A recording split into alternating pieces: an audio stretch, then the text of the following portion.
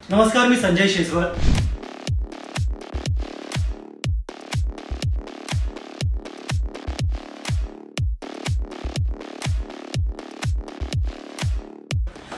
खूप वर्षांपासून मला हेअर थिनिंगचा प्रॉब्लेम होतोय। म्हटलं की काय करू, आणि खरंच एक ॲक्टरचे केस थोडे विरळ होणं हे थोडंसं फ्रस्ट्रेटिंग असतं। त्यामुळे मी शोधतच होतो आणि मला खरंच कळत नव्हतं काय करू। तेव्हा माझ्या एका फ्रेंडने मला सजेस्ट केलं की फ्युजन एस्थेटिक्स म्हणून आहे, तिथे डॉक्टर प्रणील मोरे म्हणून आहेत आणि खूप चांगला रिझल्ट येतो आणि खूप फ्रेंडली ॲटमॉस्फिअर आहे तिकडे, आणि डॉक्टरही खूप जॉली आणि खूप एक फ्रेंडली वेने ते ट्रीट करतात। आणि मला खरंच यातलं काहीच माहीत नाही आहे।